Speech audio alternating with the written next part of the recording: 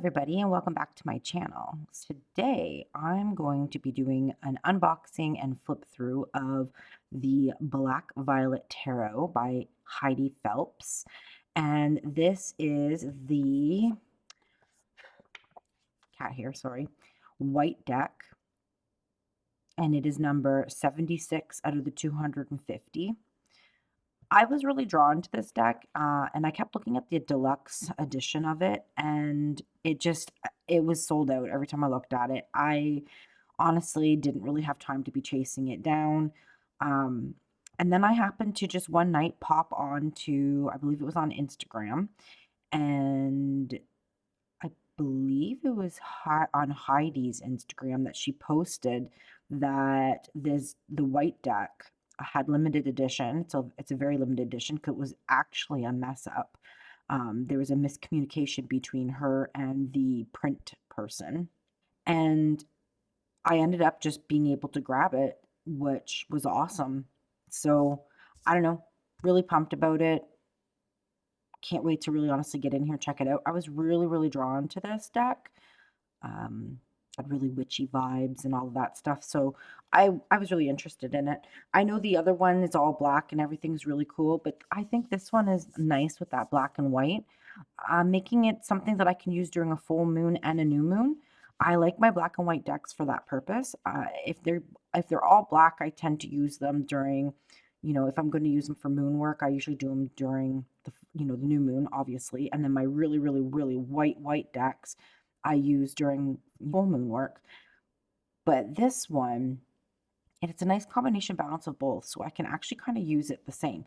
The other one that's like that I use for full moon, new moon work is Dark Days Tarot. That one's a really good balance of white and black too. So I like to use that one as well. So this one will kind of be will kind of be sharing that spot in my collection with the Darker Days. All right, so it says on the back here, throughout history and folklore, violets have represented life and fertility, death and remembrance, a striking contrast of joy versus grief, beginning versus end, and future versus past. And then it just said it had been created by Heidi Phelps as she became a mother while losing her own mother to cancer. The Black Violet Tarot was illustrated entirely in black and white to reflect this idea of bittersweet dualities, of shining a light in times of dark, which is absolutely beautiful. And yep, so I have that signed card here. Tells me my number, which is really cool. I think that's really interesting. All right. And now let's get in here and see what this is all about. I've already taken the plastic off of it and all of the wrapping. And these tuck boxes, when they're tight like this, get yourself something flat and just twist it. Here, I'll go down lower. I have the autofocus turned off my camera because it's annoying. And see, you just twist it. And then you don't have to worry about like too much damage happening, right? And it helps the tuck boxes to release. So online, I know when I went here to read like what her, method was behind these cards and whatnot, it had mentioned that this was it was a misunderstanding that happened between her and the print company, and which they, because if you have the actual one, this is black with shiny black, right? It's cool how they're shiny. So it's like the white is matte, but the black is shining. Beautiful edged. So I don't have to do it with a marker, which is awesome. It does have a bit of a bow to it already, which is kind of happening with a lot of decks. See how it has that natural bow going? So I don't know. I'll obviously have to shuffle against it and try to get that out. All right, let's take the box off to the side here. Cardstock is a nice cardstock. It's going to shuffle nice. So I guess we'll see as we get in further in. But I feel like the images are so small. Like, I feel like this picture could have been zoomed in a little bit more, and this figure could have been a little bit bigger. And like the printing is pretty small too. Like just a little bit bigger. But at least this is on black, so this is easy to read. Just because when you're reading professionally, you kind of need things to be a little bit clearer because they're usually down on a table, a little bit of a distance between you. Sometimes sometimes you want to set like, you know, the atmosphere, so you maybe have it a little dimly lit. And it makes it really hard to sometimes see these cards. So as a reader standpoint, it's always nicer to have a little bit of a bigger font happening, and it's nicer to have the images a little bit bigger and brighter and clearer, because it's actually really hard to kind of see the expression on her face. But this is technically a mess up run, so the other decks might not be like this.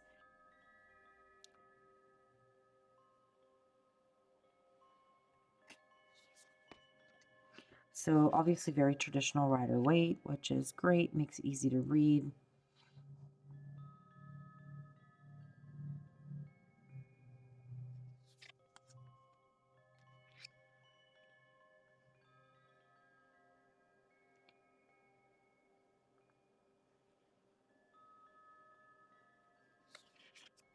And I do notice on mine, some of the cards have some scuffing happening on them already, and it's brand new out of the package. So that's maybe from manufacturing standpoint.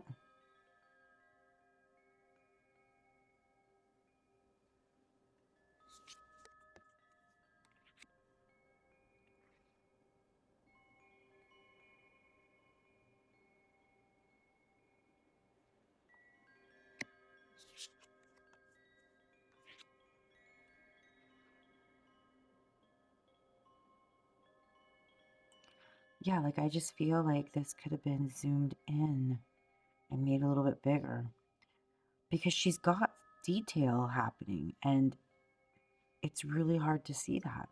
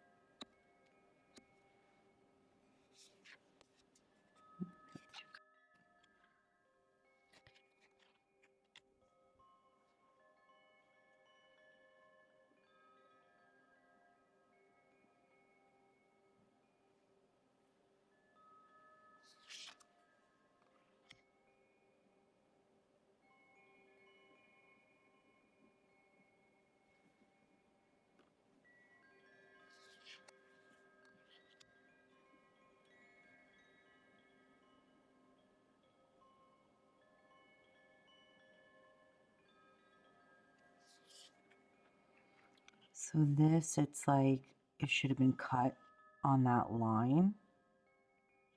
I don't even know if you can see that.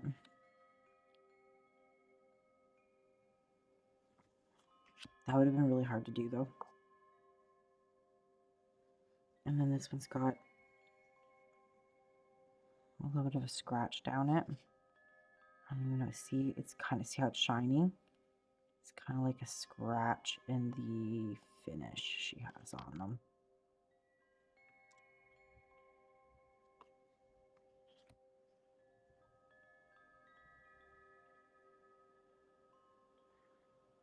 So I guess these are their extra cards, Ghost and Covenant.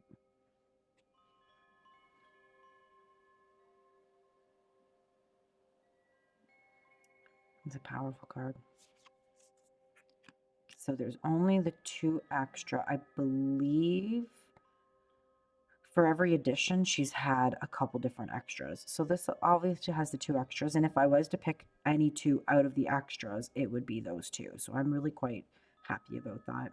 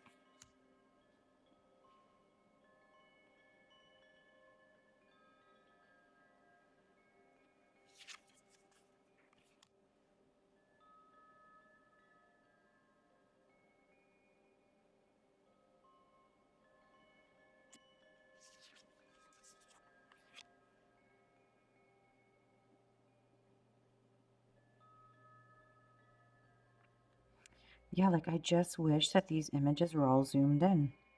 I feel very like distant from this. Like I feel like it's these images are far away. Like I just wish they could be brought up a little bit closer, if that makes any sense. There's a lot of detail. There's a lot of beautiful stuff happening. The images are gorgeous, but they're so small. And there's just so much black space. Like it should have just been, you know, zoomed in a little bit. And then these fonts needed to be adjusted just a little bit. But like that's all my preference and opinions, right? Like that's just things that I've noticed about it, but I just find everything so small.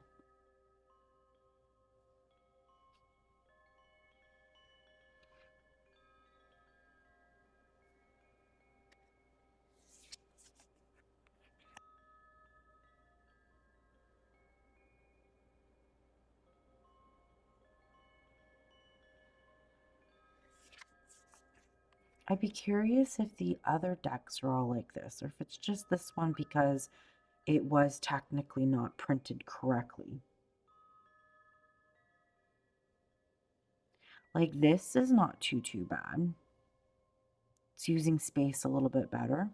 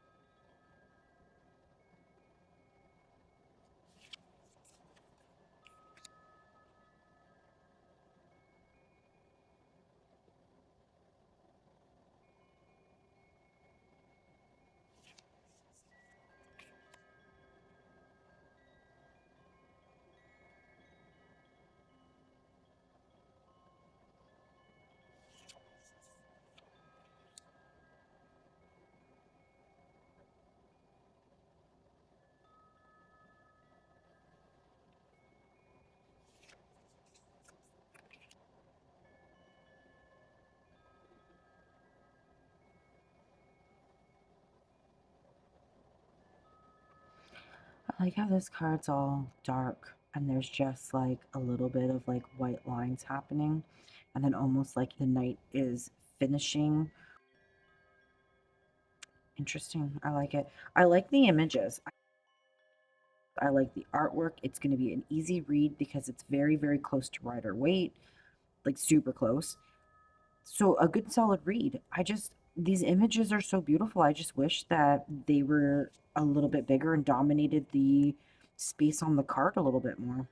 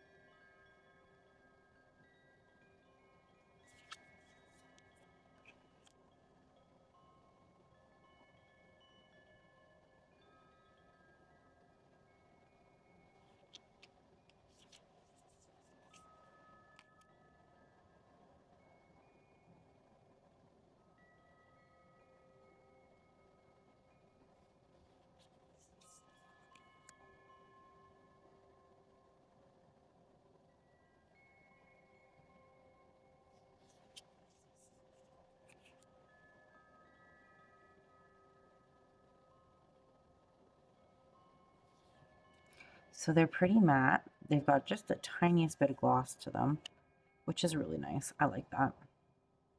I'm good with that. Apparently this one wants to slide away.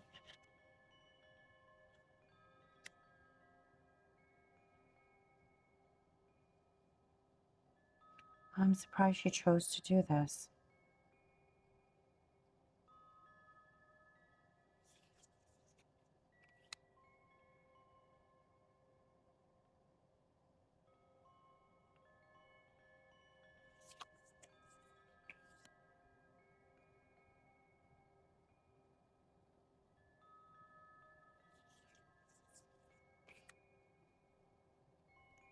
Do they all have the little salamander?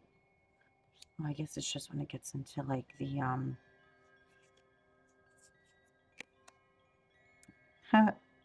all the little tiny salamander.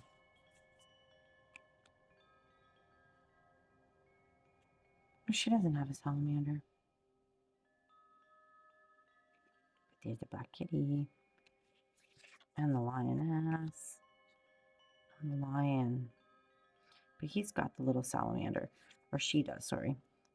But this one doesn't have a little salamander.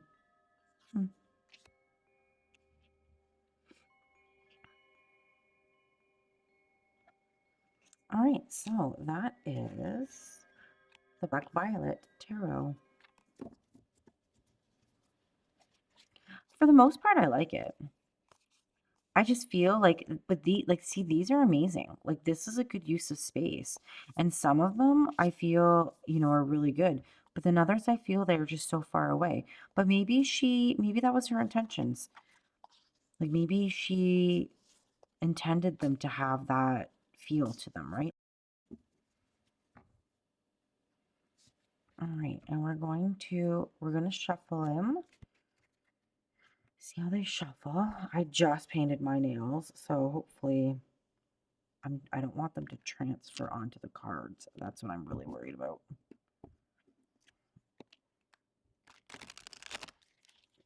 So I'm not going to be able to shuffle good because I don't want to push down with my nails. My nail polish it's probably set, but like I said, I don't want to take that risk and get nail polish all over my brand new deck.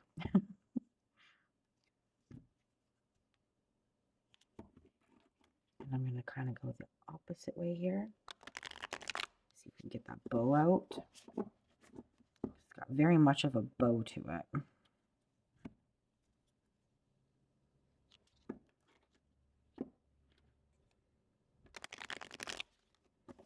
Shuffle's nice, got a nice bend.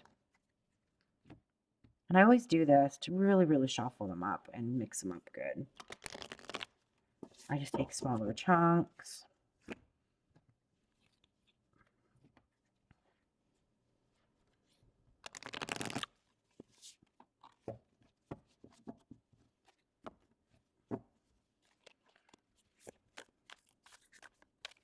It overhands pretty good. Little sticky, but that's because it's brand new. All these decks, when they're brand new like that, sometimes they really cling to, like, there's just like, it's almost like a static between the cards, right? And until they get like a little bit of scratches and imperfections, and it allows air to flow between them. But it does overhand really nice. This will be easy to match and repair with other decks, because it's black and white, right? Super simple.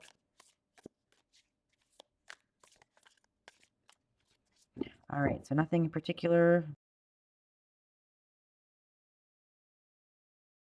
Let's see what they look like. Tower. I think the last time I did a flip through, the tower card popped up.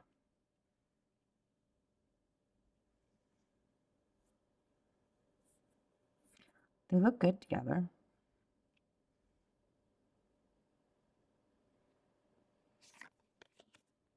But I still feel that the images, like this one's okay, but I feel like some of the images just, like I know I keep saying it, but I just feel that they're so they feel distant. Or like I feel like the whole image should have been zoomed in a little bit more on. Just better use of the surface space of the card, right? Because it is really hard to see their little faces and to see what their expressions are. And they do have different expressions. So it's hard to see detail, especially where you live, where I live. It's um, very shadowy and kind of darker in here. So it's hard to see things clearly sometimes.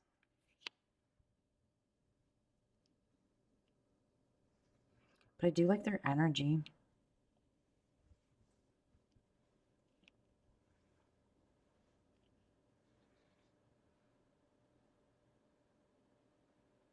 This is a great beginner's deck.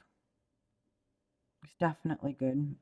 Images like like really, really Rider Waite base, which is awesome. I like that her knights are women. Because I know I was reading somewhere, might have been on her site, that she was wanting this to be a very feminine, all women deck. And she was unsure what to do about the knights and the kings. And she thought about changing their names and, their like your typical names, right? She was thinking about doing that. But then she decided that it's more about the energy, right? So it can be, a woman can have that Knight of Pentacles energy, right? Because we can take on that archetype and like the personality traits of the Knight of Pentacles, even if we are a woman. And I say that all the time, and I've said it a couple of times in my videos where these are people or energies, right? And most people can be a Knight of Pentacles or a Queen of Wands or a Page of Swords. We can be these at different times in our lives, right?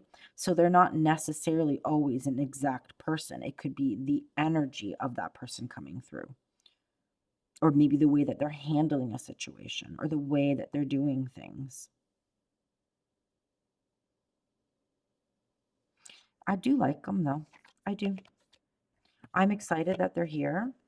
Um, I would be interested in knowing like what the difference is between the decks.